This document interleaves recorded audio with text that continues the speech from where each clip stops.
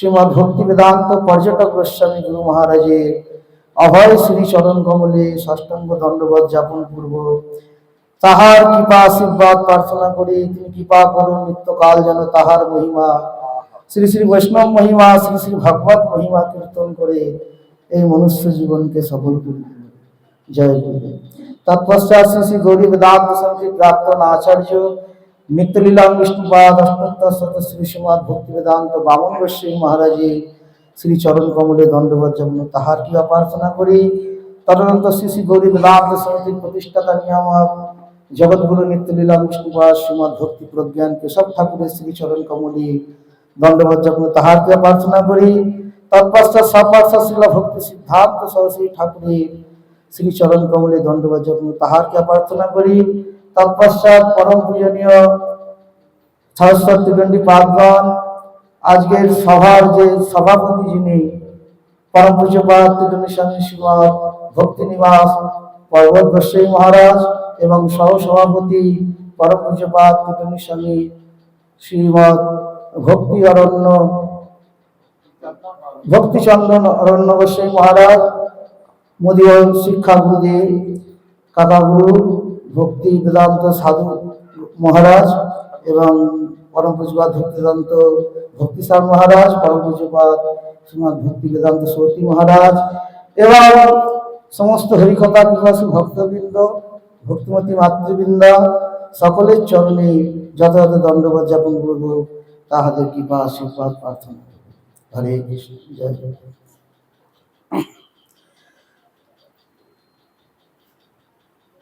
এতক্ষণ যাবৎ আমরা জানতে পারলাম কৃষ্ণ ভক্তি লাভের যেটি উপায় একমাত্র সাধু সঙ্গ। কৃষ্ণ ভক্তির জন্মমূল হয় সাধু সঙ্গ এবং আরো জানতে পারলাম শতাম প্রসঙ্গ মমবীর্য ভবন্তি সংবিদ ভবন্তি হিতকর্ণ রসায়ন কথা তজ্জোসনাদাস্য বর্গ বর্তাত্মনি শ্রদ্ধাভতি রতিক্রম মিশ্রতি।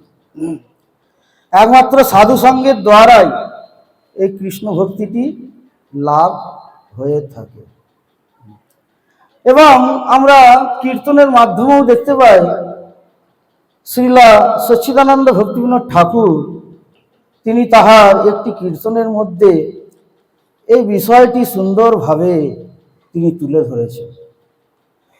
মন তুমি তীর্থে সদারত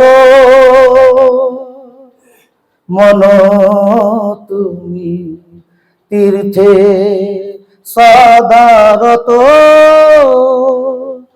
অযোধ্যা মথুরা মায়া কাশী কাঞ্চি অবন্তিয়া দ্বারাবতী আর যত আছে মন তুমি তীর্থে সদারত। হে মন, তুমি সর্বদাই তীর্থেতে রত। কোথায় কোথায় তুমি না ভ্রমণ করছো? অযোধ্যা মথুরা মায়া কাশী কাঞ্চি অবন্তিয়া দ্বারাবতী কত তীর্থধাম সর্বত্র ভ্রমণ করছো, কিন্তু তুমি ভেবে দেখেছো তোমার মনের শান্তিটা কোথায়? এবং যেখানে গেলে তুমি প্রকৃত সে কৃষ্ণ ভক্তি আদি লাভ করবে সেটা তো তুমি চিন্তা ভাবনা করছো না। সুন্দরভাবে ভক্তিবিনোদ ঠাকুর তিনি বললেন তীর্থ ফল সাধু সঙ্গ সাধু সঙ্গ অন্তরঙ্গ শ্রীকৃষ্ণ ভজন মনোহর যথা সাধু তথা তীর্থ স্থির করি নিজ চিত্ত সাধু সঙ্গ কর নিরন্তর মন তুমি তীর্থে সদারত। সুন্দর সুন্দর এই কীর্তনটার মধ্যে ভক্তিবিনোদ ঠাকুর প্রাণ ঢেলে দিয়েছে। সাধু সঙ্গের যে কি মহিমা আশ্চর্যভাবে তিনি বর্ণন করেছেন। বলছেন কৃষ্ণ ভক্তি যেই স্থানে মুক্তি দাসী সেইখানে সলিল তথায় মন্দা কিনি। তুমি কোথায় যাবে? যেখানেই যাও যদি সাধু সঙ্গ না পাও সব বৃথা।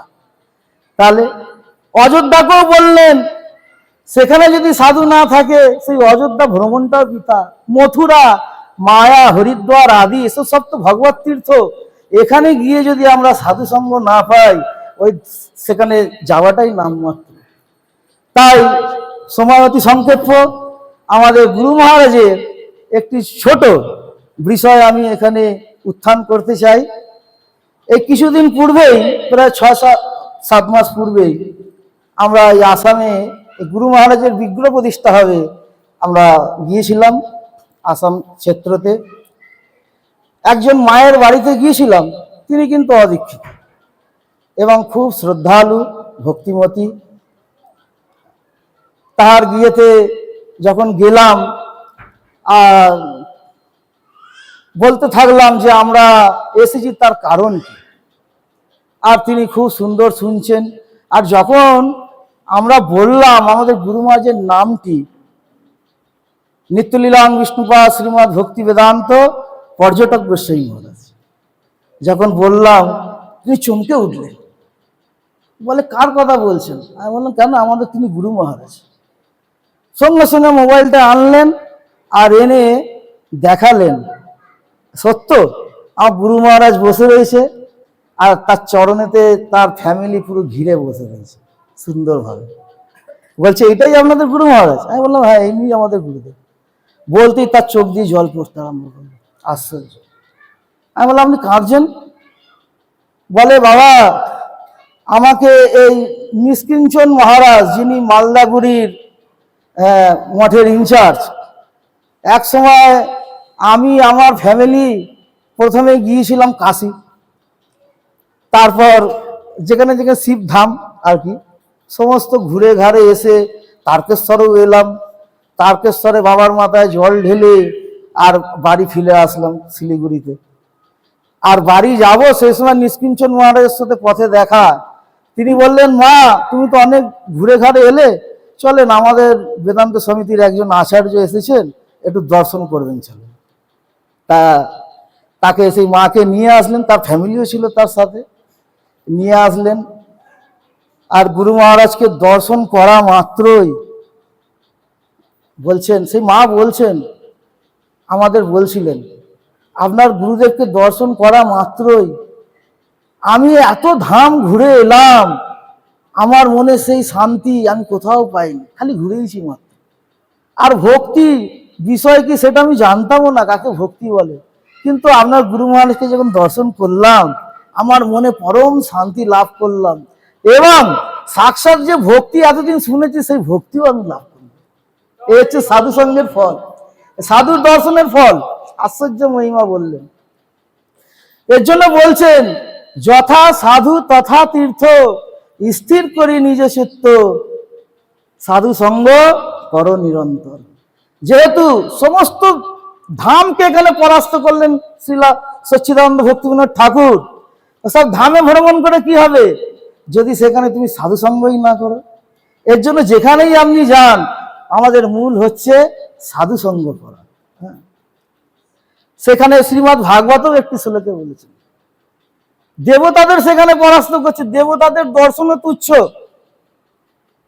কেননা সাধু সঙ্গের তুলনায় দেবতাদের দর্শন অতি তুচ্ছ। কেন? দেবতারা আমাদের যাবতীয় বাসনা আদি পূর্ণ করতে পারে, কিন্তু সাধু তিনি করেন না।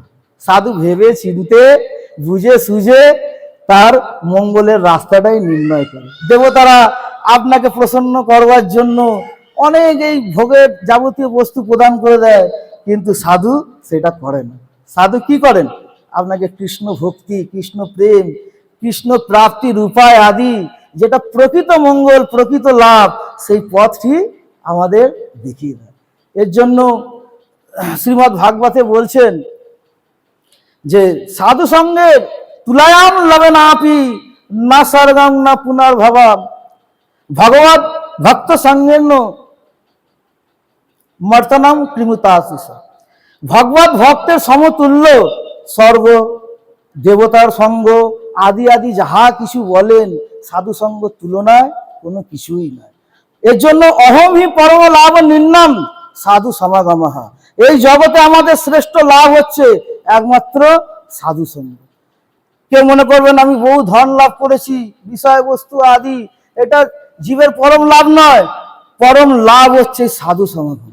সাধু সমাগম যতক্ষণ না হবে আমাদের আত্মার প্রকৃত কল্যাণ নাই। তাই আমার বক্তব্য এখানেই রাখছি। আপনাদের চরণে বিশেষ করে ধন্যবাদ জ্ঞাপন করে বাঞ্ছা কল্পতরু